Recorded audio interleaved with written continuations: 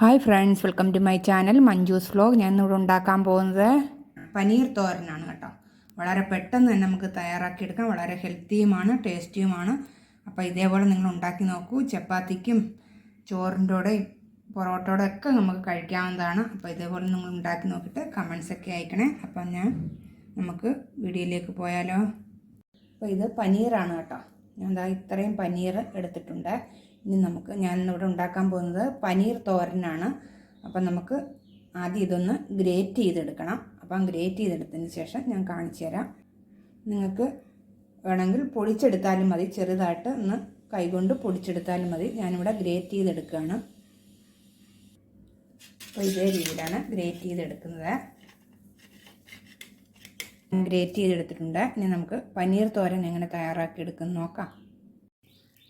ഞാൻ ഒരു പാത്രം വെച്ചിട്ടുണ്ട്. അതിലേക്ക് ഒരു 2 സ്പൂൺ എണ്ണ ഒഴിച്ചു കൊടുക്കുകയാണ്.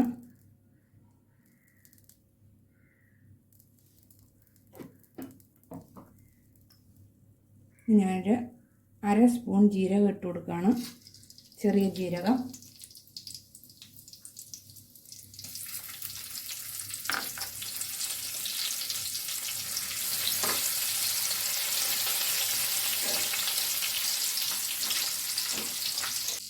ഇനി ഞാൻ പച്ചമുളക് ഇട്ട് കൊടുക്കുകയാണ്. 2 പച്ചമുളകാണ് ചെറിയ പീസായിട്ട് കട്ട് ചെയ്തെടുത്തത്. അതിൻ്റെ കൂടെ തന്നെ ഇഞ്ചി വെളുത്തുള്ളി അരച്ചത് 1 സ്പൂണ്,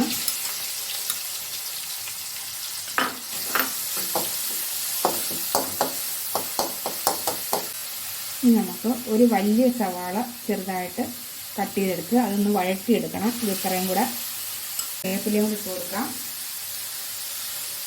ഇനി നമുക്ക് നന്നായിട്ടൊന്ന് വഴറ്റിയെടുക്കണം. അപ്പം വഴണ്ടിട്ടുണ്ട്. ഇനി നമുക്ക് തക്കാളി ഇട്ട് കൊടുക്കാം. ഞാൻ 1 തക്കാളിയാണ് എടുത്തിരിക്കുന്നത്, ചെറിയ പീസായിട്ട് കട്ട് ചെയ്തെടുത്തത്. അതും ഇട്ട് കൊടുക്കാം. ഇതും നന്നായിട്ടൊന്ന് വഴറ്റിയെടുക്കണം. അപ്പം ഇനി നമുക്ക് മസാല ഇട്ട് കൊടുക്കാം. വഴണ്ടിട്ടുണ്ട് ഉള്ളിയൊക്കെ. അപ്പം 1/4 ടീസ്പൂൺ മഞ്ഞൾപ്പൊടി ഇട്ട് കൊടുക്കുകയാണ്. 1/2 സ്പൂൺ മുളക് പൊടി. നിങ്ങൾക്ക് എരിവിനനുസരിച്ച് കൂട്ടുകയോ കുറയ്ക്കുകയോ ചെയ്യാം. 1/4 ടീസ്പൂൺ മല്ലിപ്പൊടി, 1/2 സ്പൂണ് ഗരം മസാല പൗഡർ. ഇനി നമുക്കൊന്ന് മിക്സ് ചെയ്ത് ഇതിൻ്റെ പച്ചമണം ഒന്ന് മാറി കിട്ടണം. ഇനി കുറച്ച് ഉപ്പും കൂടി ഇട്ട് കൊടുക്കാം. അപ്പോൾ പച്ചമണം മാറിയിട്ടുണ്ട്. ഇനി നമുക്ക് പനീർ ഇട്ട് കൊടുക്കാം.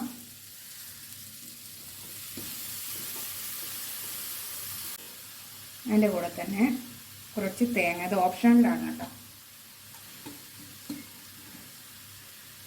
ഇനി ഒരു 5 മിനിറ്റ് ഒന്ന് അടച്ചു വെക്കണം. ലോ ഫ്ലെയിമിൽ ഇട്ടാൽ മതി, വെള്ളം ഒഴിക്കേണ്ട ആവശ്യമില്ല. അപ്പം ഇനി നമുക്ക് തുറന്ന് നോക്കാം. ഇനി ഒന്ന് മിക്സ് ചെയ്തെടുക്കണം.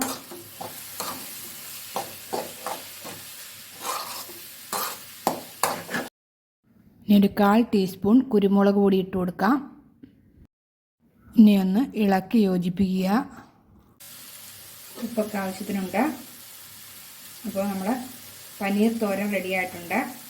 അപ്പോൾ ഒരു പാത്രത്തിലേക്ക് നമുക്ക് മാറ്റാം. നമ്മുടെ പനീർ തോരൻ റെഡി ആയിട്ടുണ്ട്. അത് ചപ്പാത്തിയോടെയും ചോറിൻ്റെ കൂടെ ഒക്കെ കഴിക്കാവുന്നതാണ്. അപ്പോൾ നമുക്ക് വളരെ പെട്ടെന്ന് തന്നെ ഇത് തയ്യാറാക്കി എടുക്കാവുന്നതാണ്. അപ്പോൾ ഇതേപോലെ ഒന്ന് നിങ്ങൾ ഉണ്ടാക്കി നോക്കൂ. അപ്പോൾ ഉണ്ടാക്കി നോക്കിയിട്ട് കമൻസും ലൈക്ക്, ഷെയർ, സബ്സ്ക്രൈബും ഒക്കെ ചെയ്യാൻ മറന്നു പോകരുത്. അപ്പം ഞാൻ ഇതുപോലെ വീണ്ടും ഒരു റെസിപ്പിയുമായിട്ട് നമുക്ക് വീണ്ടും കാണാം. അതുവരെ ബായ്.